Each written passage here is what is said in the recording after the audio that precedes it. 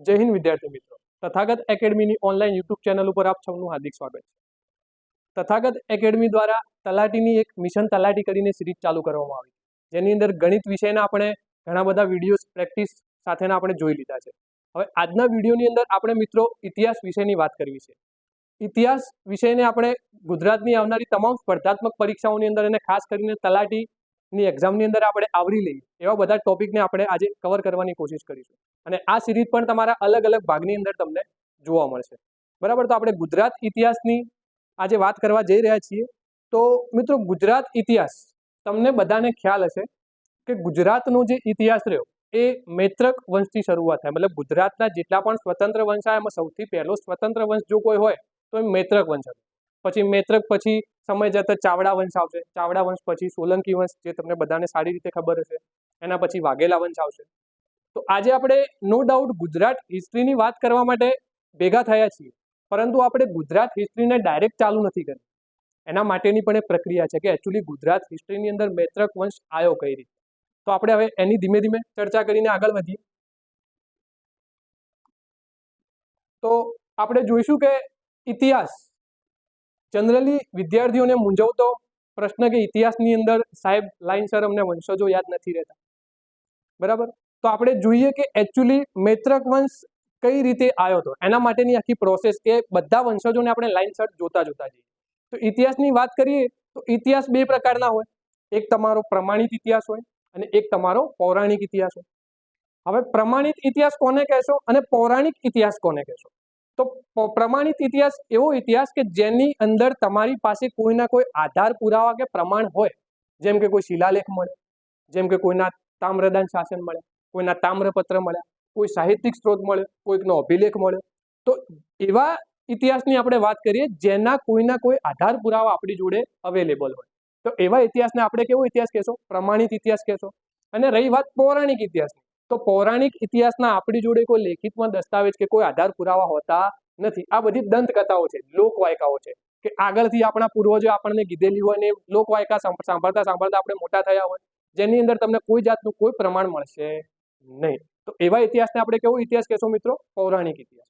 તો વાત કરીએ આપણે પ્રમાણિત ઇતિહાસની, તો પ્રમાણિત ઇતિહાસની અંદર સૌ પ્રથમ પહેલો પ્રમાણિત વંશ, તો એ વંશથી આપણે સમજવાની શરૂઆત કરીએ। તો પ્રમાણિત ઇતિહાસની અંદર સૌથી પહેલો તમારો પ્રમાણિત વંશ કયો આવ્યો હતો? તો કે હૈર્યક વંશ આવ્યો હતો।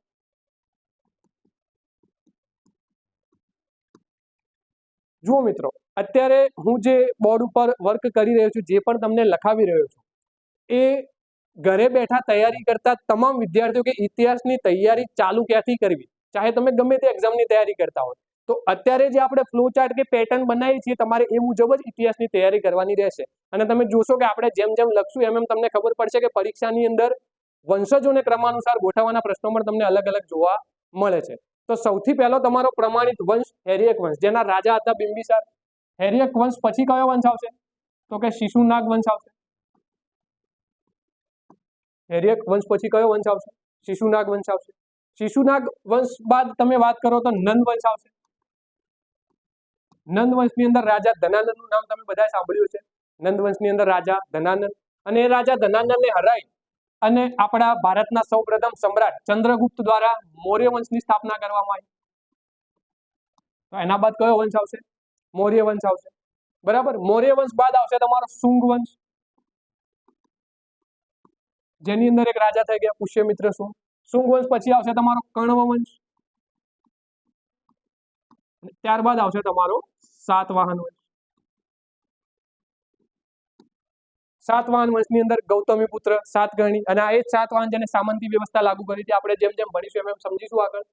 હવે આ જે વંશ છે એ તમારા ક્રમાનુસાર આવી રીતના ભારતની અંદર વંશજોએ રાજ કર્યું, પણ જે મૌર્ય વંશ રહ્યો, આ મૌર્ય વંશ એટલે કે અનુમૌર્ય કાળ દરમિયાન ભારતની અંદર કેટલાક વિદેશી આક્રમણ થયા હતા, અને એ વિદેશી આક્રમણો અનુક્રમે કેવા હતા? તો એ વિદેશી આક્રમણોની આપણે વાત કરીએ તો અનુમૌર્ય કાળ દરમિયાન સૌથી પહેલું આક્રમણ તમારું થયું ઇન્ડો ગ્રીકનું, જેને આપણે હિન્દ યુનાની કહીએ છીએ। ઇન્ડો ગ્રીક બાદ ભારતની અંદર બીજું વિદેશી આક્રમણ કયું થયું? તો કે શક શાસકો આવ્યા। ઇન્ડો ગ્રીક બાદ ભારતની અંદર શક શાસકો આવ્યા। શક શાસકો બાદ ત્રીજું વિદેશી આક્રમણ પહલવ શાસકો આવ્યા। અને પહલવ બાદ કુષાણ વંશના શાસકો. આ કુષાણ વંશની અંદરથી સવાલ ઘણી વખતે પૂછાયો કે કુષાણ વંશના સ્થાપક કોણ છે? તો કે કુડુલ કન્ફ્યુસીસ. બરોબર. માન્યું કે પ્રતાપી શાસક કનિષ્ક છે, પણ એના સ્થાપક કોણ હતા? કુડુલ કન્ફ્યુસીસ હતા. હવે આ કુષાણ વંશ જે હતો મિત્રો, એને પણ સાતવાહન વંશની જેમ સામંતી વ્યવસ્થા રાખી હતી. મતલબ કે એમના હાથ નીચે સામંતો કામ કરતા હોય, જમીનદાર કામ કરતા હોય એ રીતે. તો આમને જે સામંતી વ્યવસ્થા અપનાવી હતી, તો કુષાણ વંશ બાદ એમના સામંતોએ ભારત લેવલ ઉપર રાજ કર્યું હતું. અને આપણા ભારતનો સુવર્ણકાળ એટલે કે ગુપ્ત વંશ આવ્યો. આપણા ભારતનો સુવર્ણકાળ ગુપ્ત વંશ, જે કુષાણ વંશ બાદ આવ્યો. બરાબર. ગુપ્તોએ પણ ગોલ્ડન પીરિયડ આપણા ભારતને આપ્યો અને બહુ લાંબા સમય સુધી શાસન કર્યું. અને સમય જતા ગુપ્તમાંથી પણ ભારત લેવલે એક વંશ અલગ પડ્યો હતો અને ગુજરાત લેવલે એક વંશ અલગ પડ્યો હતો. તો ભારત લેવલે ગુપ્તોમાંથી કયો વંશ અલગ પડ્યો હતો? તો કે પુષ્યભૂતિ વંશ. આ વંશને આપણે બીજું શું કહેશો? વર્ધન વંશ પણ કહીએ છીએ, જેની અંદર તમે બધાએ નામ સાંભળ્યું છે. સમ્રાટ હર્ષવર્ધન આ વંશની અંદર થઈ ગયા. બરાબર. તો આ જે વાત કરી આપણે, એ આટલા સુધીનું જેટલું લખ્યું એ બધું આપણે ભારતની વાત કરી. હજુ સુધી મેં તમને એવું નથી કીધું કે ગુજરાતની અંદર શું ચાલતું હતું. ગુજરાતની અંદર નો ડાઉટ રાજ્ય વ્યવસ્થા હતી, પણ એ તમામે તમામ રાજ્ય વ્યવસ્થા જે તે વંશના સુબાઓ દ્વારા કરવામાં આવતી. બરાબર. જે તે વંશના સુબાઓ દ્વારા કરવામાં આવતી. પરંતુ જ્યારે ગુપ્ત વંશમાંથી પુષ્યભૂતિ વંશ સ્વતંત્ર થાય છે, ત્યારે ગુપ્તોના એક સેનાપતિ ગુજરાતમાં કાર્યરત હતા, જેમનું નામ હતું વિજયન ભટ્ટારક. અને વિજયન ભટ્ટારક દ્વારા આપણા ગુજરાતની અંદર સૌ પ્રથમ સ્વતંત્ર વંશની સ્થાપના કરવામાં આવી, જેનું નામ હતું મૈત્રક વંશ. આજે આપણે આજના લેક્ચરનો ટોપિક જ આપણો મૈત્રક વંશ છે, પણ મારે તમને ડાયરેક્ટ મૈત્રક વંશથી ભણાવવું નહોતું. મારે તમને એકચ્યુઅલી સમજાવવું હતું કે મૈત્રક વંશ આવ્યો કઈ રીતે. બરાબર. તો મૈત્રક વંશ અહીંથી આપણે શરૂઆત કરશો ગુજરાતની. તો મૈત્રક વંશ આવ્યો. મૈત્રક વંશ બાદ તમને બધાને ખબર છે કે કયો વંશ આવશે? ચાવડા વંશ આવશે. ચાવડા વંશ બાદ કયો વંશ આવશે? સોલંકી વંશ આવશે. અને સોલંકી વંશ બાદ કયો વંશ આવશે? વાઘેલા વંશ આવશે. ચલો, આટલા સુધી આપણને કમ્પ્લીટ ખબર પડી જાય એ રીતની બધી વાતો હતી. પણ હવે આગળ શું?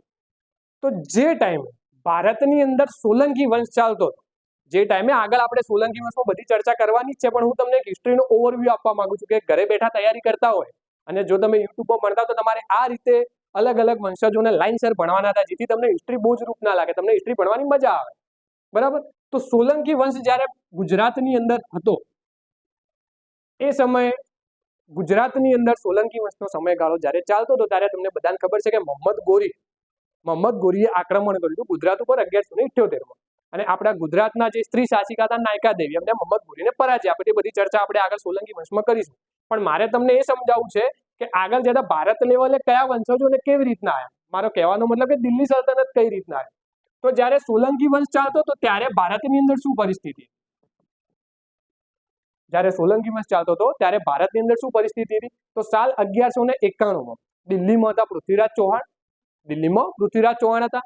અને એ વખતે એક મોહમ્મદ ગોરી નામના વ્યક્તિએ આક્રમણ કર્યું હતું દિલ્હી ઉપર, જેને આપણે કીધું હતું તરાઈનું પ્રથમ યુદ્ધ. અને આ તરાઈના પ્રથમ યુદ્ધની અંદર પૃથ્વીરાજ ચૌહાણ જીત્યા હતા અને મોહમ્મદ ગોરીનો પરાજય થયો હતો. પરંતુ બીજા જ વર્ષે સારું રિવિઝન કરી મોહમ્મદ ગોરી પાછો આવ્યો હતો. અને એ વખતે 1192ની અંદર તરાઈનું થયું હતું બીજું યુદ્ધ, અને આ બીજા યુદ્ધની અંદર પૃથ્વીરાજ ચૌહાણનો પરાજય થયો હતો. અને પૃથ્વીરાજ ચૌહાણ દિલ્હીની ગાદી પર હાર્યા હતા. એના કારણે મોહમ્મદ ગોરી દ્વારા ભારતના દિલ્હી ખાતે એક નવા વંશની સ્થાપના કરવામાં આવી અને પોતાનો ગુલામ મૂક્યો હતો કુતુબુદ્દીન એબક. અને કુતુબુદ્દીન એબકે શેની સ્થાપના કરી? ગુલામ વંશની સ્થાપના કરી. કુતુબુદ્દીન એબકે શેની સ્થાપના કરી? ગુલામ વંશની. તો ગુજરાતમાં જ્યારે સોલંકી વંશ ચાલતો હતો, એ જ સમયગાળા દરમિયાન ભારતની અંદર શેની સ્થાપના થઈ ગઈ હતી ભાઈ? દિલ્હી સલ્તનતની સ્થાપના થઈ ગઈ હતી. આઈ હોપ કે તમે સમજી શકતા હશો હું શું કહેવા માંગી રહ્યો છું અહીંયા. તો ગુલામ વંશ પછી તમે દિલ્હી સલ્તનતની અંદર તમને બધા ખ્યાલ હશે, લાઈનસર 5 વંશ જ આવે છે. તો ગુલામ વંશ પછી કયો વંશ આવશે? ગુલામ પછી આવશે ખિલજી વંશ, અલાઉદ્દીન ખિલજી વાળો વંશ. ત્યારબાદ આવશે તુગલક વંશ. બરાબર. ગુલામ વંશ, ખિલજી વંશ, તુગલક વંશ. એના પછી સૈયદ વંશ અને લોધી વંશ. તો આ હતા આપણા દિલ્હી સલ્તનતના 5 વંશજો. બરાબર. હવે જુઓ, તુગલક વંશનો સમયગાળો જ્યારે હતો, તુગલક વંશનો, એ સમયે તુગલક વંશમાં એક સુલતાન થઈ ગયો જેનું નામ હતું મોહમ્મદ બિન તુગલક, જેને આપણે તરંગી સુલતાનના નામે ઓળખીએ છીએ. તો તુગલક વંશના સમયગાળા દરમિયાન જ દક્ષિણ ભારતની અંદર તુગલક વંશના સમયગાળા દરમિયાન જ દક્ષિણ ભારતની અંદર બે નવા સામ્રાજ્યની સ્થાપના થઈ હતી, જેમાંથી એક સામ્રાજ્ય હતું વિજયનગર સામ્રાજ્ય અને બીજા નંબરનું હતું બહમની સામ્રાજ્ય. એટલે સિલેબસમાં આપણે મેઇનલી શેનો અભ્યાસ કરવાનો થાય છે? વિજયનગર સામ્રાજ્યનો, જેની અંદર સમ્રાટ કૃષ્ણદેવરાય ની વાતો આપણે કરવાની થશે. બરાબર, તો આટલા સુધી ક્લિયર થાય છે. હવે આપણે જોયું કે દિલ્હી સલ્તનતની અંદર લોધી વંશ. હવે પાછું તમને એમ થશે કે સાહેબ ગુજરાતની સ્વતંત્ર હિસ્ટ્રીની વાત કરતા હતા તમે અને અચાનક લોધી વંશ સુધી પહોંચી ગયા. તો જ્યારે ગુજરાતમાં વાઘેલા વંશ હતો ત્યારે અલાઉદ્દીન ખિલજી, એ વખતે દિલ્હીમાં કોનો વંશ હતો? ખિલજીઓનો વંશ હતો. તો અલાઉદ્દીન ખિલજી ગુજરાત ઉપર આક્રમણ કરશે અને એની અંદર આપણા વાઘેલા વંશનો છેલ્લો રાજા કર્ણદેવ વાઘેલા એનો પરાજય થશે અને આપણું ગુજરાત વાઘેલા વંશ બાદ કોની સત્તા હેઠળ આવી જશે? સલ્તનત કાળની સત્તા હેઠળ આવી જશે. બરાબર, એટલે આપણે ગુજરાત હિસ્ટ્રીની અંદર 4 જ સ્વતંત્ર વંશ ભણવાના થશે. હવે લોધી વંશ બાદ કયો વંશ આવ્યો હતો? મુગલ વંશ આવ્યો. લોધી વંશ બાદ કયો વંશ આવ્યો? મુગલ વંશ. બાબર આવ્યો હતો અને બાબરે પછી લોધી વંશના અંતિમ રાજાને હરાવ્યો અને એને મુગલ વંશની સ્થાપના કરી. અને મુગલ કાળ દરમિયાન જ તમને બધાને ખબર છે કે અંગ્રેજ અધિકારી વિલિયમ હોકિન્સની એન્ટ્રી થાય છે. તો મુગલ વંશ દરમિયાન જ હવે ભારતની અંદર કોની એન્ટ્રી થશે? ઈસ્ટ ઇન્ડિયા કંપનીની, EICની એન્ટ્રી થશે. તો ઈસ્ટ ઇન્ડિયા કંપનીની આપણે એન્ટ્રી થઈ ભારતની અંદર. ઈસ્ટ ઇન્ડિયા કંપનીએ ઘણા વર્ષો સુધી, લાંબા ગાળા સુધી શાસન કર્યું, તમને બધાને ખબર જ છે. અને એ શાસન કર્યું એના પછી આપણે કંટાળીને શું કર્યું? વિપ્લવ કર્યો. કે ભાઈ બધું ચાલશે પણ કંપની ચાલશે નહીં. અને એ વખતે પછી કંપનીનું જે હતું કંપનીનું વિસર્જન કરવામાં આવ્યું અને ભારતની અંદર લાગુ થયું તાજનું શાસન. એટલે કે બ્રિટિશ પાર્લામેન્ટ ડાયરેક્ટ ભારતની અંદર હવે નિયમન કરશે. અને તાજના શાસન પછી તમને બધાને ખબર છે કે આપણા અલગ અલગ ક્રાંતિકારીઓ, મહાત્મા ગાંધી છે, સુભાષચંદ્ર બોઝ છે, ભગતસિંહ છે, બરાબર, એ બધાએ ઘણા બધા સત્યાગ્રહો કર્યા અને આપણે આઝાદી મેળવવા માટે ખાસી એવી લડત લડી અને ફાઇનલી આપણે 1947ની અંદર શું થયા? આઝાદ થયા.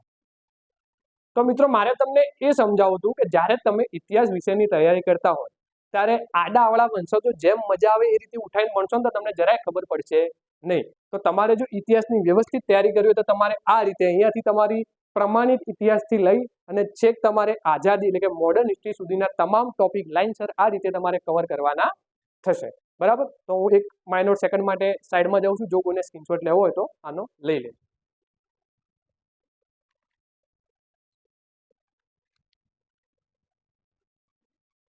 ચલો, તો હવે આપણે વાત કરવાની છે જે આજનો આપણો ટોપિક હતો મિત્રો, મૈત્રક વંશ.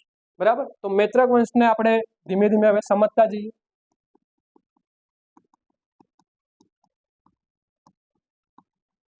તો મૈત્રક વંશ, મૈત્રક વંશ કયા વંશમાંથી અલગ પડ્યો? તો આગળની સ્લાઇડમાં આપણે ચર્ચા કરી હાલ જ કે મૈત્રક વંશ જે હતો એ તમારો ગુપ્ત વંશમાંથી અલગ પડ્યો કે ગુપ્તોના એક સેનાપતિ હતા વિજયન ભટ્ટારક.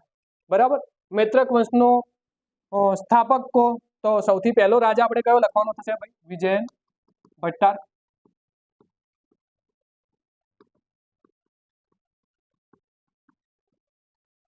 વિજયન ભટ્ટારક જે હતા એ તમારા મૈત્રક વંશના સ્થાપક કહી શકાય. બરાબર, પરંતુ જો વિજયન ભટ્ટારક જે હતા એ મૈત્રક વંશના સ્થાપક ખરા, પરંતુ એમને પોતાની જાતના રાજા ઘોષિત કરી નથી. મતલબ એમને ક્યાંક ને ક્યાંક સેનાપતિ તરીકે જ, ગુપ્તોના સેનાપતિ તરીકે જ એમને કાર્યકાળ સંભાળ્યો હતો. બરાબર, પરંતુ એમને સ્થાપના કરી મૈત્રક વંશની, એટલા માટે આપણે ગુજરાતના ઇતિહાસ પુરુષ તરીકે એમને ઓળખીએ છીએ. તો પેપરમાં સવાલ પૂછાય કે ગુજરાતના ઇતિહાસ પુરુષ કોણ? તો શું આવશે જવાબ? વિજયન ભટ્ટારક.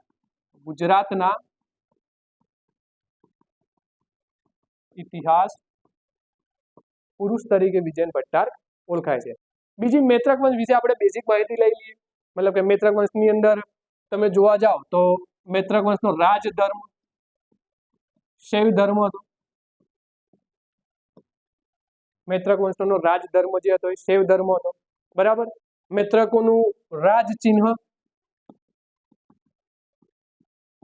મૈત્રકોનું રાજ ચિહ્ન શું હતું? મૈત્રકોનું રાજ ચિહ્ન હતું નંદી.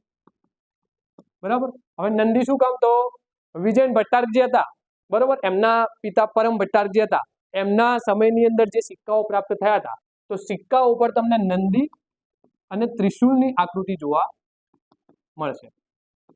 નંદી અને ત્રિશુળની આકૃતિ.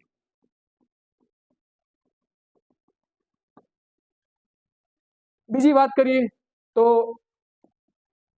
એવું કહેવામાં આવે છે કે ભગવાન રામ અને ભગવાન સૂર્ય આ બંને પણ મૈત્રક વંશની અંદર જ થઈ ગયા. તો ભગવાન રામ અને સૂર્ય મૈત્રક વંશમાં થઈ ગયા. અને એટલા જ માટે આપણે મૈત્રક વંશને બીજા કયા વંશના નામે ઓળખીએ છીએ? સૂર્યવંશના નામે ઓળખીએ છીએ. તો એવું પૂછાય કે મૈત્રક વંશનું બીજું કયું નામ? તો શું આવશે? સૂર્યવંશ આવશે. એ સિવાય બીજી વાત કરીએ તો મૈત્રકોની રાજભાષા એમની સંસ્કૃત હતી. મૈત્રકોની રાજભાષા સંસ્કૃત હતી, બરાબર. અને બીજું કે મૈત્રક વંશ એકચ્યુઅલી મૈત્રક કઈ રીતના નામ પડ્યું? તો મૈત્રકો જે હતા ને પાશુપત લકુલિશ,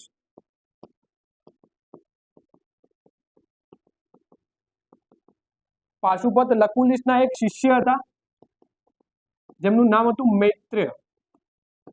અને આ મૈત્રેયના વંશજો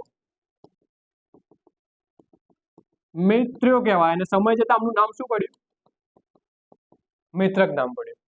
હવે આ પાશુપત લકુલિશ જે રહ્યા એમના 4 શિષ્યો હતા, બરાબર.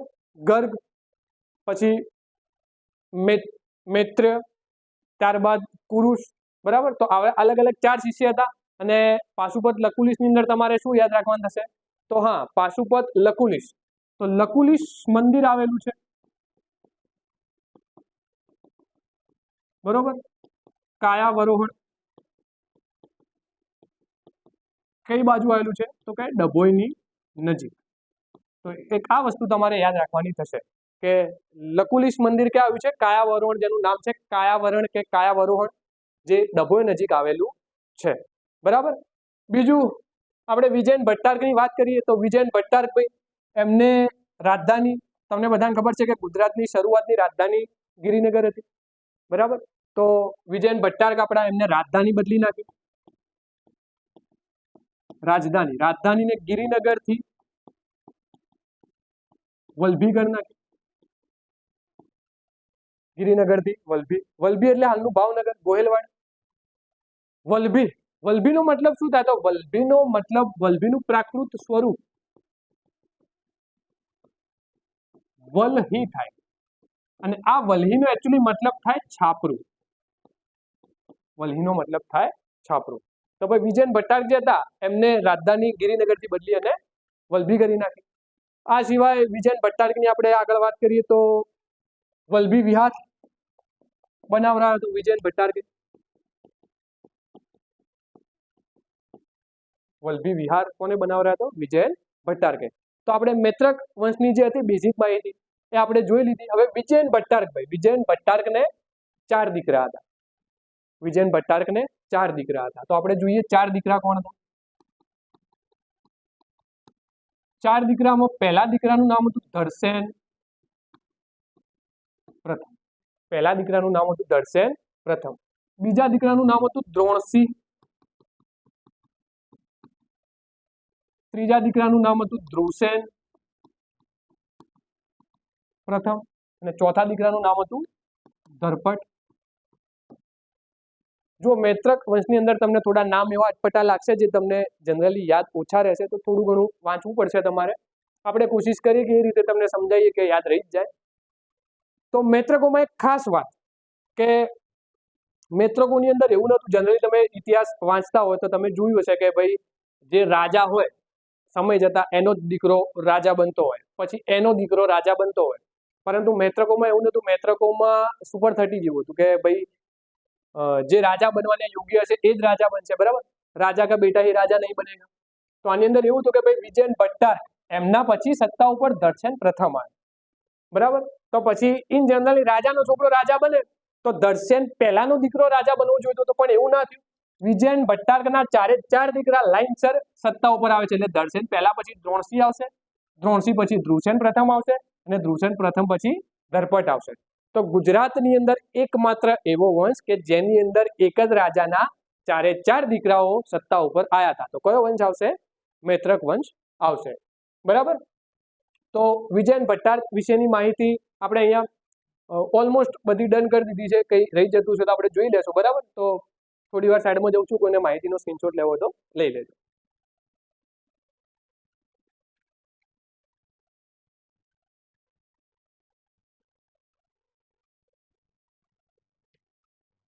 ચલો તો હવે બીજા નંબરના રાજાની આપણે વાત કરીશું. બીજા નંબરના રાજા હતા દર્શેન પ્રથમ.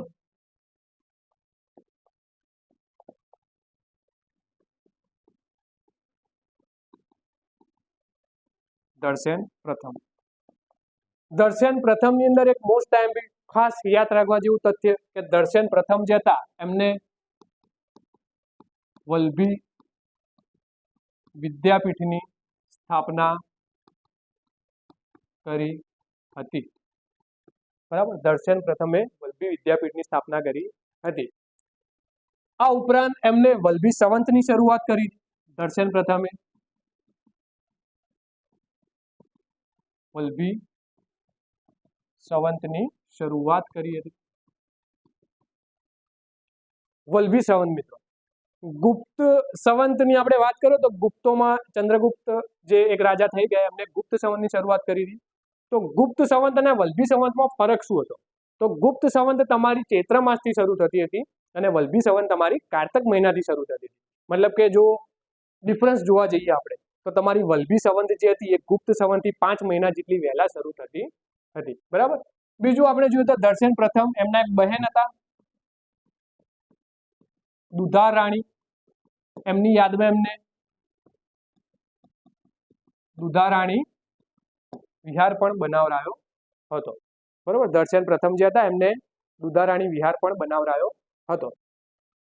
હવે આ જે દર્શેન પ્રથમ જે હતા આપણે આગળ જોયું કે એમના પિતા વિજયન ભટ્ટારક એમને ભલે મૈત્રક વંશની સ્થાપના કરી હોય પરંતુ એમને પોતાની જાતને રાજા ઘોષિત કરી નથી. બરાબર. તો દર્શેન પ્રથમ એમને પણ એમના પિતાની જેમ પોતાની જાતના રાજા ઘોષિત કરી નથી. એમને પણ ગુપ્તોના ક્યાંક સામંત કે સેનાપતિ તરીકે જ કાર્ય કર્યું હતું. બરાબર. તો દર્શેન પ્રથમની અંદર તમારે આટલી માહિતી બહુ ઇનફ છે. બરાબર. તો કોઈને લખવું હોય તો લખી દેજો.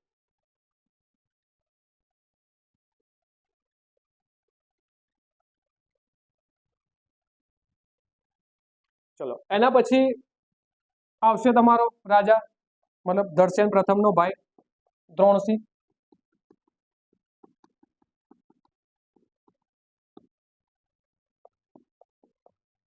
દ્રોણસિંહ જે હતા મૈત્રકોની અંદર વાત કરીએ તો પહેલા એવા રાજા જે રાજા તરીકે સંબોધાયા. બરાબર. એમને મહારાજા તરીકેનું સંબોધન થયું. મતલબ કે આમને પોતાની જાતને રાજા ઘોષિત કરી.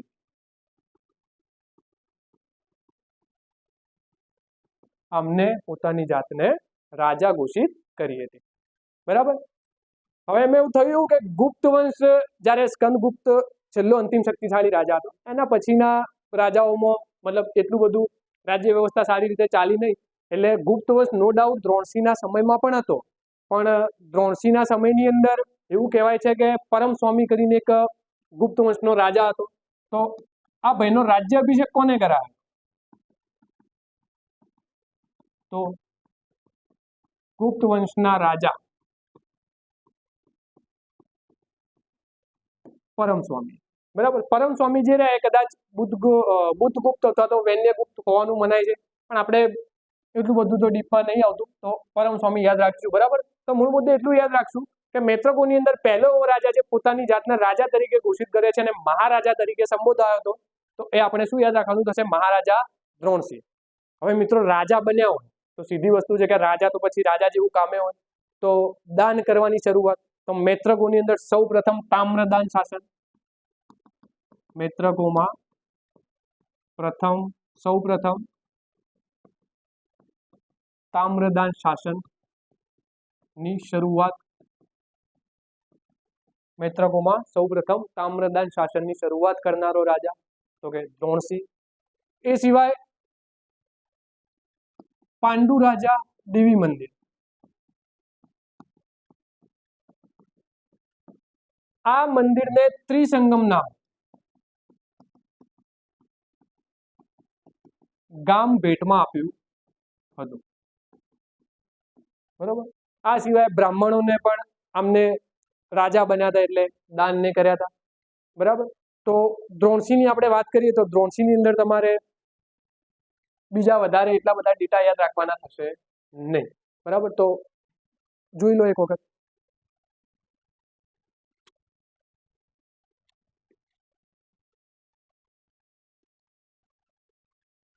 ચલો તો હવે દ્રોણસી પછી ધ્રુવસેન પ્રથમ, ત્રીજા નંબરનો વિજયન ભટ્ટારકનો દીકરો સત્તા ઉપર આવ્યો.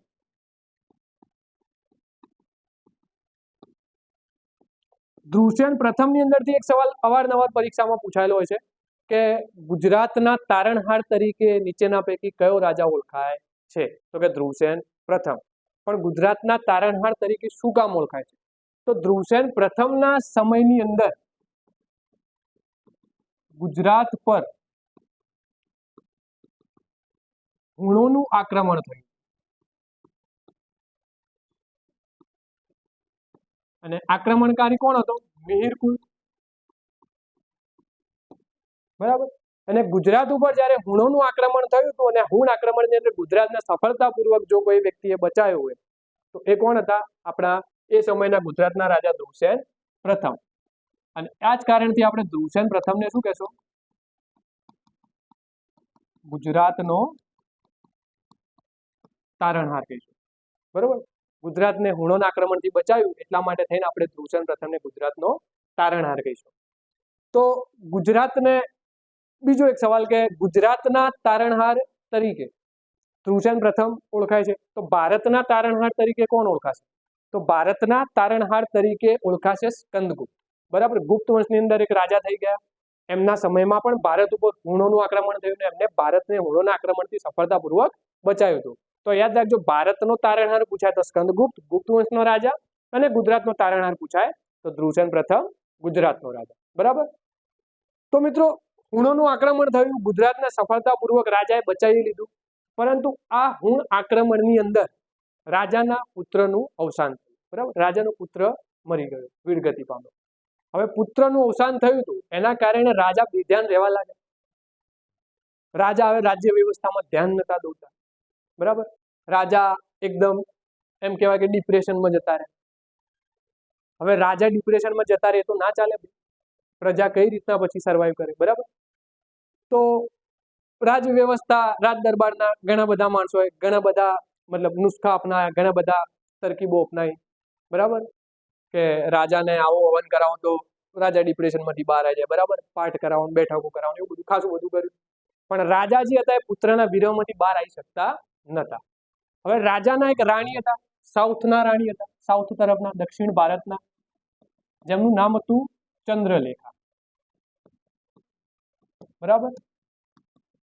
ચંદ્રલેખા ધ્રુવસેન પ્રથમના એક રાણી હતા. અને આ ચંદ્રલેખા જે હતા એમને એક ઋષિને બોલાયા, જૈન ઋષિને, જેમનું નામ હતું દેવર્ષિ ક્ષમા શ્રમણ. બરાબર. આ જે રાણી ચંદ્રલેખા હતા એમને એક ઋષિને બોલાયા, જૈન ઋષિ હતા, જેમનું નામ હતું દેવર્ષિ ક્ષમા શ્રમણ. આ દેવર્ષિ ક્ષમા શ્રમણ જે હતા એમને ધ્રુવસેન પ્રથમને જૈન ધર્મના 24 તીર્થંકરો વિશેની માહિતી આપી હતી. બરાબર. જૈન ધર્મની વાત કરીએ તો જૈન ધર્મ એમાં 23 તીર્થંકર ની માહિતી તમને કલ્પસૂત્રમાંથી મળે. બરાબર. તો ધ્રુવસેન પ્રથમ જે હતા એમની જોડે કલ્પસૂત્રની અંદર જે 23 તીર્થંકરોની વાત છે એની પણ ધ્રુવસેન જોડે આ ઋષિ જે હતા એમને ચર્ચા કરી. અને જૈન ધર્મથી પ્રભાવિત થઈ અને ગુજરાતની અંદર પહેલો એવો રાજા કે જેને શૈવ ધર્મની સાથે સાથે જૈન ધર્મ પણ અંગીકાર કર્યો હતો, તો કોણ આવશે? ધ્રુવસેન પ્રથમ આવશે. તો શૈવ ધર્મની સાથે સાથે જૈન ધર્મ પણ અંગીકાર કર્યો. શૈવ ધર્મની સાથે સાથે જૈન ધર્મ પણ અંગીકાર કર્યો. હવે જૈન ધર્મ અંગીકાર કર્યો તો એ ધર્મના પ્રચાર પ્રસાર અને ઉત્થાન માટે રાજા કાર્ય કરશે. તો ધ્રુવસેન પ્રથમના સમયની અંદર બીજા નંબરની જૈન સંગીત, બીજી જૈન સંગીત ઈસવીસન 512 ની અંદર થઈ, બરાબર. અને જગ્યા કઈ રીતે, તો સીધી વસ્તુ છે કે રાજા ગુજરાતનો હતો તો ગુજરાતની રાજધાની હશે તો વલભી ખાતે, અને જેના અધ્યક્ષ પણ સીધી વસ્તુ છે કે ડિપ્રેશન માંથી બહાર લાયા હતા જૈન ઋષિ દેવર્ષિ શમાશ્રમણ, બરાબર. તો આપણે બીજા નંબરની જૈન સંગીતની વાત કરી તો તરત એવો સવાલ થાય કે સાહેબ પહેલી, તો પહેલી જૈન સંગીત તો બહુ પહેલાથી હતી, ઈસવીસન પૂર્વે 298 ની અંદર ચંદ્રગુપ્ત મૌર્ય વંશના સમ્રાટ ચંદ્રગુપ્ત મૌર્યના સમયની અંદર એમને પણ જૈન ધર્મ અંગીકાર કર્યો હતો. તો એમના સમયની અંદર ઈસવીસન પૂર્વે 298 ની અંદર પાટલીપુત્ર ખાતે, મગધના પાટલીપુત્ર ખાતે પ્રથમ જૈન સંગીતનું આયોજન થયું હતું, અને ત્યારબાદ ઈસવીસન 512 વલભી ખાતે બીજા નંબરની જૈન સંગીતનું આયોજન થયું હતું. જૈન ધર્મમાં તમારે આટલી બે જ સંગીતીઓ યાદ રાખવાની થશે, બરાબર. એ સિવાય આપણે ધ્રુવસેનની વાત કરો તો એને પછી બ્રાહ્મણોને બૌદ્ધ ભિક્ષુકોને પણ દાન આપ્યા હતા. તો હસ્તવપ્ર, બરાબર, આનંદપુર એટલે હાલનું વડનગર, તો હસ્તવપ્ર પછી શિહોર છે, પછી આનંદપુર એટલે કે હાલનું વડનગર, આ વગેરે જેવા ગામો પણ જે ધ્રુવસેન પ્રથમ નામનો રાજા હતો એને બ્રાહ્મણોને અને બૌદ્ધ ભિક્ષુકોને દાનમાં આપ્યા હતા, બરાબર. તો ધ્રુવસેન પ્રથમની માહિતી જોઈ લો એક વખત.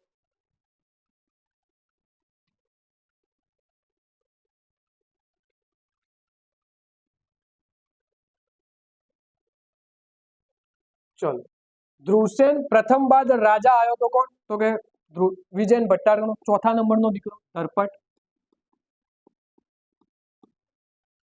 જો મિત્રો ધરપટ આવ્યો અને ઝટપટ જતો. હવે એવું શું કામ, તો કે આપણે પરીક્ષા લક્ષી માહિતી લેવા બેઠા, આપણે ભેગા થયા છીએ, અને ધરપટના સમયગાળા દરમિયાન એવી કોઈ પરીક્ષા લક્ષી માહિતી આવી જ નથી, તો પછી એના વિશે આપણે કોઈ ડેટા લખવાનો થતો નથી, બરાબર. ધરપટ બાદ સત્તા ઉપર કોણ આવ્યું, ધ્રુવસેન પ્રથમ આવ્યો. ધરપટ બાદ કયો રાજા આવ્યો, ધ્રુવસેન પ્રથમ, બરાબર, એનો જ દીકરો હતો. તો ધ્રુવસેન પ્રથમની આપણે વાત કરીએ તો મૈત્રકોનો પહેલો એવો રાજા કે જેને મહારાજા ધીરાજની ઉપાધિ ધારણ કરી. પછી આગળ જતા બધા રાજા મહારાજા ધીરાજ, બરોબર, પરમ ભટ્ટારક, પરમેશ્વર એ નામે જ ઓળખાશે, પરંતુ આ ભાઈ સૌથી પહેલા હતા કે જેમને મહારાજા ધીરાજની ઉપાધિ ધારણ કરી હતી, એટલા માટે આપણે એમને લખવું પડશે, બરાબર. બીજું તો મૈત્રકોની સત્તા સૌરાષ્ટ્રની આનર્ત સુધી આને ફેલાઈ હતી. કન્નોજના એક રાજા હતા ઈશ્વર વર્મા, કન્નોજના રાજા ઈશ્વર વર્મા આ ભાઈને હરાયા હતા, બરાબર. ધ્રુવસેન પ્રથમ જે હતા એમને કન્નોજના રાજા ઈશ્વર વર્માને પરાજય આપ્યો હતો. અને એવું કહેવાય છે કે કન્નોજથી એટલો બધો માલ સામાન, એટલી બધી સંપત્તિ આ ભાઈ ત્યાંથી લૂંટીને લાવ્યો હતો કે એને વલભીના લોકો જોડેથી 3 વર્ષ સુધી કોઈ જાતનો ટેક્સ લીધો જ નતો, બરાબર. જેમ ટેક્સ ફ્રી મૂવી આવે ને એવી રીતના 3 વર્ષ સુધી વલભીની બધી જ વસ્તુઓ ટેક્સ ફ્રી કરી દીધી. બીજી વાત કરીએ ધ્રુવસેન પ્રથમની, તો બહુ જ મજાની વાત કે ધ્રુવસેન પ્રથમના સમયમાં ગુજરાતની અંદર સૌ પ્રથમ મુસ્લિમ આક્રમણ. જો મિત્રો મુસ્લિમ આક્રમણ એકચ્યુઅલી આ જે છે ને આરબ આક્રમણ છે, પણ સમય જતા આરબો જે હતા એ જ મુસ્લિમો તરીકે ઓળખાય, એટલે આને આપણે મુસ્લિમ આક્રમણ પણ કહીએ છીએ. અને કદાચ એવું કહેવાય કે આરબ આક્રમણ, તો પણ એમાં પણ કંઈ ખોટું નથી. તો હવે અચાનક પિક્ચરમાં આ વાત આવી ગયો, તો ઈરાનની અંદર એક સમ્રાટ થઈ ગયા, ઈરાન,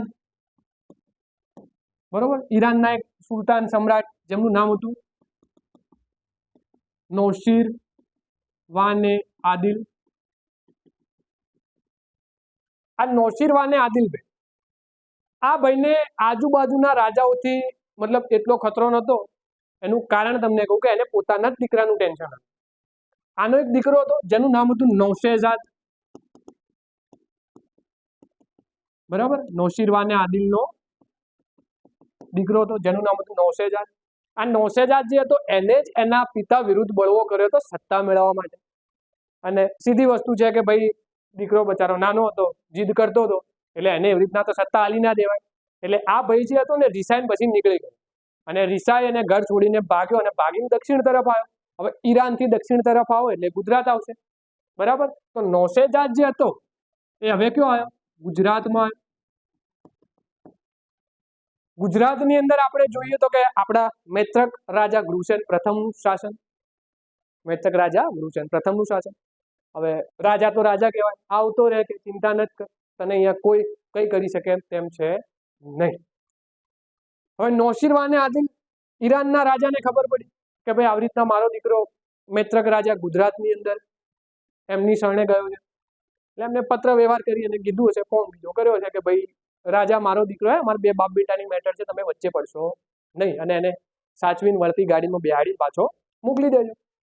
તો ગૃહસેન રાજા હતા, હવે રાજા રાજા કહેવાય, એને કીધું ભાઈ ના, તમારો દીકરો હોય તો વસ્તુ અલગ, પણ એક વખત મારી શરણે જે વ્યક્તિ આવી ગયો, બરાબર, તો એ પછી મારી શરણે આવે, એને તમે હેરાન કરી શકશો નહીં. હવે પેલા સમ્રાટ કહેતા હતા કે ભાઈ જુઓ, તમે અમારી વાતમાં મત પડો, જો મારે ત્યાં આવવાનું થશે તો ખોટી તકલીફો ઊભી થાય. ગૃહસેન પ્રથમે જવાબ આલે કે ભાઈ આવી જો, કશો વધુ નહીં, પડશે એવા દેવા છે, બરાબર. અને પછી જેવું પેલા ભાઈએ કીધું એવું જ થયું. એના દીકરાને લેવા માટે નૌશીરવાને આદિલ જે હતો એને આક્રમણ કર્યું. એટલા માટે આપણે શું કીધું? મુસ્લિમ આક્રમણ થયું. અને આ આક્રમણની અંદર ગૃહસેન પ્રથમ વીરગતિ પામે, બરાબર. એટલે કે નૌશીરવાને આદિલ જે હતો એ પછી ગૃહસેન પ્રથમ નું અવસાન થયું આ યુદ્ધની અંદર. એટલે ગુજરાતને પછી માલ સામાન લૂંટ્યો છે અને એના દીકરા લઈને પાછો ઈરાન ભેગો થઈ ગયો. હવે તમને એક સવાલ થશે કે સાહેબ, આ નૌશેજાદ જે હતો એને અને ગૃહસેનને તો કશા લેવા દેવા નતા, તો પછી ગૃહસેન પ્રથમ જે હતો એ નૌશેજાદની આટલી મદદ શું કામ કરતો હતો? તો મિત્રો, નૌશેજાદ જ્યારે ઘરેથી ભાગ્યો તો ને, એકલો નતો ભાગ્યો. નૌશેજાદ જોડે એની બહેન પણ હતી. હવે તમને બધાને ખબર પડી જશે કે નૌશેજાદ જોડે એની બહેન પણ હતી અને એની બહેન જોડે આપણા ગૃહસેન પ્રથમ, આપણા મૈત્રકના રાજા જે હતા એમને લગ્ન કર્યા. એટલે ગૃહસેન પ્રથમ ગુજરાતના અને મૈત્રકોના પહેલા એવા રાજા કે જેમને અરબના રાણી હતા, બરાબર. તો કોઈને એટલી બધી મદદ એમણે ના કરે. તમને બધાને ખબર જ છે કે નૌશેજાદ જોડે એના બહેન હતા અને બહેન જોડે ગૃહસેનના મેરેજ થયા હતા. એટલે નૌશેજાદની મદદ કોને કરી હતી? ગૃહસેન પ્રથમે. તો સૌથી પહેલા અરબના રાણી ભાઈ અલ હબીબી ગૃહસેન પ્રથમ જોડે હતા. હવે અમુક ઇતિહાસકારો એવું કહી રહ્યા કે ગૃહસેન એકના ઓલરેડી એક રાણી હતા, બરોબર, જેમનું નામ હતું પુષ્પાવતી.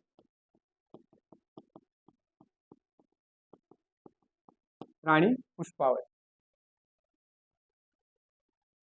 હવે પુષ્પાવતી જે હતા,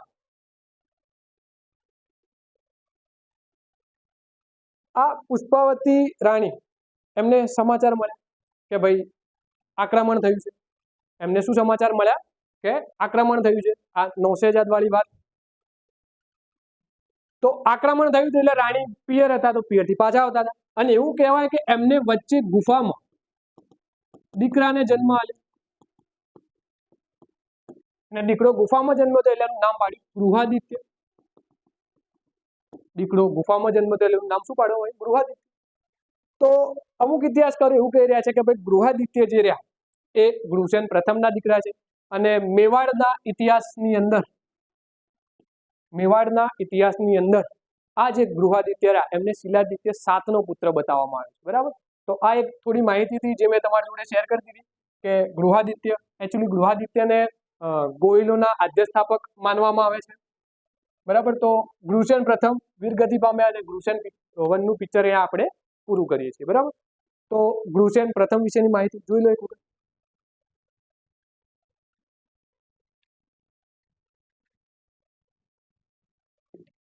ચલો, ગૃહસેન પ્રથમ પછી એનો દીકરો ધરસેન 2 સત્તા ઉપર આવ્યો.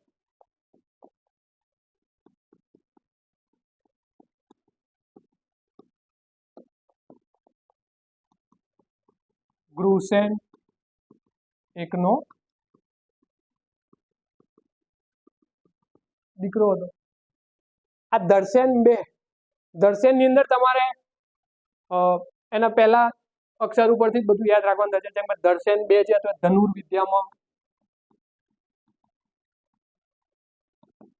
ધનુર્વિદ્યામાં કુશળ હતો. દર્શન 2 જે હતો એ ધનુર્વિદ્યામાં કુશળ હતો. એ સિવાય આને એક ગામ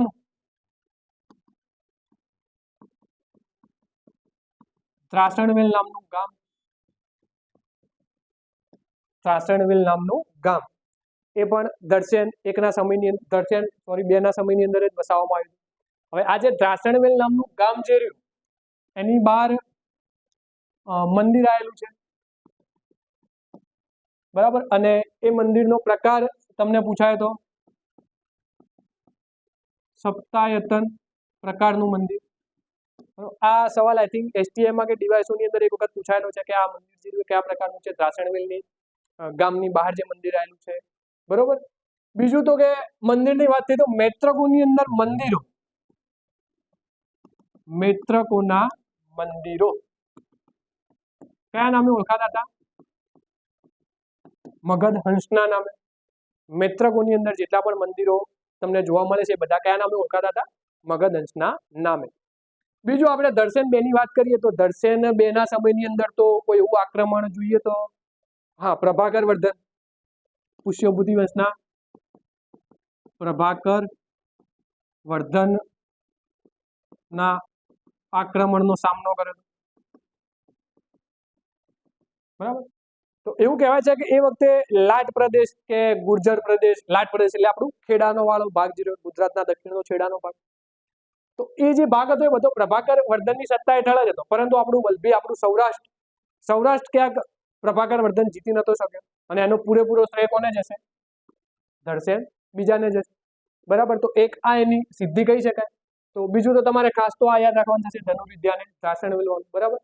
તો દર્શન 2 ની માહિતી પણ આપણે અહીંયા પૂરી જાહેર કરીએ છીએ.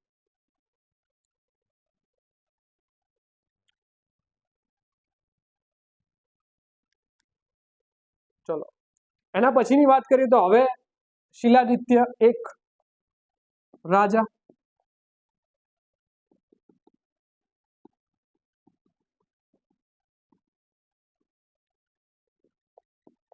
બરાબર. શિલાદિત્ય 1 ની વાત કરીએ આપણે તો શિલાદિત્ય 1 ને બીજા 2 ના નામ છે ધર્માદિત્ય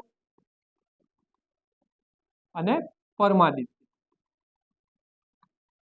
ધર્માદિત્ય અને પરમાદિત્યના નામે ઓળખાય છે. તો શિલાદિત્ય 1 જે હતો, જો હવે મૈત્રક વંશની અંદર તમારે જેમ ડેન્જરસ ખેલાડી 1 2 3 4 5 આવશે એવી રીતના મૈત્રકોની અંદર પણ તમે જોવા જશો તો હવે શિલાદિત્ય 2 પછી શિલાદિત્ય 2, શિલાદિત્ય 3, શિલાદિત્ય 4 એમ કરીને 7 સુધી આવશે, બરાબર. એવું નતું કે એમના નામ અલગ અલગ નતા, એમના નામ અલગ અલગ જ હતા, પરંતુ એમને પછી એમના પૂર્વજોએ જે નામ રાખ્યા હતા એ મુજબના જ નામ ધારણ કર્યા હતા, બરાબર. અને 1 2 3 નંબરે પાછા આપણે આલ્યા, એમને તો જે તે ટાઈમે શિલાદિત્ય નામ ધારણ કર્યું હતું, બરાબર. જેમ કે ચંદ્રગુપ્ત પ્રથમ, ગુપ્ત વંશમાં ચંદ્રગુપ્ત બીજો, આની અંદર જુઓ તો દર્શન પ્રથમ, દર્શન બીજો. એમની ફઈબાએ તો નામ એમના બરોબર જ પાડ્યા હતા, પણ આપણને ખબર પડવી જોઈએ, આપણા ઇતિહાસકારો જે નોંધ લીધી છે એની અંદર આપણને ખબર પડવી જોઈએ કે ભાઈ દર્શન પ્રથમના સમયમાં આ દર્શન આમનો દીકરો એમના સમયમાં આ કાર્ય થયું, દર્શન બીજો એમના સમયમાં આ કાર્ય થયું, એટલે આપણે એમને નંબર આલેલા છે, બરાબર. તો શિલાદિત્ય 1 ની વાત કરીએ આપણે તો શિલાદિત્ય 1 ભાઈ શૈવ ધર્મી હતો, બધા મૈત્રક રાજાઓ શૈવ ધર્મી હતા, બરાબર. એ છતાંય આખું જ લખી દઈએ આપણે, શૈવ ધર્મી હોવા છતાં જૈન ધર્મની મોક્ષ પરિષદનું આયોજન કરતો હતો,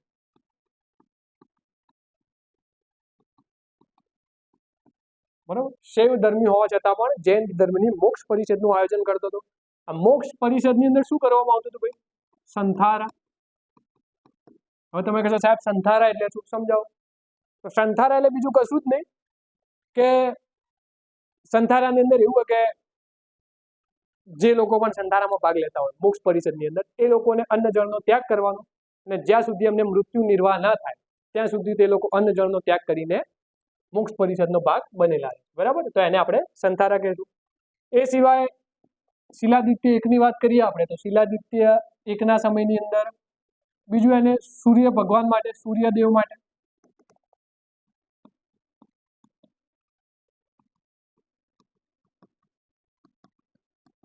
આદિત્યાલયો બનાવ્યા હતા, બરોબર, સૂર્ય ભગવાનના નામ પર એને આદિત્યાલયો બનાવ્યા હતા, અને એને આદિત્યાલયો બનાવ્યા હતા એટલા જ માટે એને આપણે પરમાદિત્યના નામે પણ ઓળખીએ છીએ, બરાબર. બીજી વાત કરીએ તો દર્શન પ્રથમ આપણે વાત કરી કે જેને વલ્લભી વિદ્યાપીઠની સ્થાપના કરી તેને વલ્લભી સંવંતની શરૂઆત કરી. તો વલ્લભી સંવંતની શરૂઆત કરવા વાળો રાજા દર્શન પ્રથમ આવશે, પરંતુ વલ્લભી સંવંતને બંધ કરી, વલ્લભી સંવંતને બંધ કરવા વાળો રાજા કોણ હતો? શિલાદિત્ય પ્રથમ હતો, બરાબર. એને બીજા રાજાઓની જેમ જ ગુપ્ત સંવંતને માન્ય રાખીને વલ્લભી સંવંતને બંધ કરી દીધી. અને બીજું શિલાદિત્ય સાત, ભાઈ એવું કહેવાય છે ઇતિહાસની અંદર કે શિલાદિત્ય સાત બહુ સારો રાજા હતો, બહુ ડાયો રાજા, બરાબર. જો કે ડાયો રાજા તો મેરુદંડ કુમારપાલને કીધો હતો, પણ શિલાદિત્ય એકના સમયની વાત કરો તો બહુ મતલબ રાજ્ય વ્યવસ્થા સારી રીતે ચાલતી હતી. એટલે એક ચીની યાત્રી આવ્યો, તો બધાએ નામ સાંભળ્યું છે, ચીની યાત્રી હ્યુએન સાંગ. આ ભાઈ જે હતો એને પુસ્તક લખી હતી સિયુકી. આ સિયુકી પુસ્તકની અંદર હ્યુએન સાંગ જે હતો એને શિલાદિત્ય એકના વખાણ કર્યા હતા. હવે પાછો હ્યુએન સાંગ શિલાદિત્ય એકના સમયમાં નતો આવ્યો ગુજરાતમાં, એ આવ્યો તો ધ્રુવસેન બીજાના સમયમાં, પરંતુ એને લોકો જોડેથી સાંભળ્યું હતું ભાઈ આની પહેલા એક રાજા થઈ ગયો હતો જેનું નામ હતું શિલાદિત્ય એક, બરોબર. એ બહુ સારો રાજા હતો, અને એ બધી વખાણ સાંભળી અને એને પોતાની પુસ્તક સિયુકીની અંદર શિલાદિત્ય એકના વખાણ કર્યા હતા, બરાબર. તો શિલાદિત્ય એકની માહિતી પણ અહીંયા આપણે પૂરી કરીએ છીએ. એના પછીનો રાજા ખરગ્રહ. હવે મિત્રો ખરગ્રહ પ્રથમ જે રહ્યો એને આપણે બીજા ભાગની અંદર જોઈશું, કેમ કે વિડીયો બહુ લાંબો થઈ જશે. તો તમારા તમામ મિત્રો સુધી જે સ્પર્ધાત્મક પરીક્ષાની તૈયારી કરી રહ્યા છે એ તમામ મિત્રો સુધી આ વિડીયોને શેર કરજો, જેથી એ લોકો ગુજરાત હિસ્ટ્રીની આખી સિરીઝનો લાભ લઈ શકે. અને બધા જ મિત્રો સુધી વિડીયોને શેર કરજો, અને ચેનલને લાઈક અને સબસ્ક્રાઈબ કરી નાખજો, જેથી તમને નોટિફિકેશન મળી જાય બીજો ભાગ આનો આવશે. તો મળીએ મિત્રો મૈત્રક વંશના બીજા ભાગની અંદર. ત્યાં સુધી ટેક કેર, જય હિન્દ.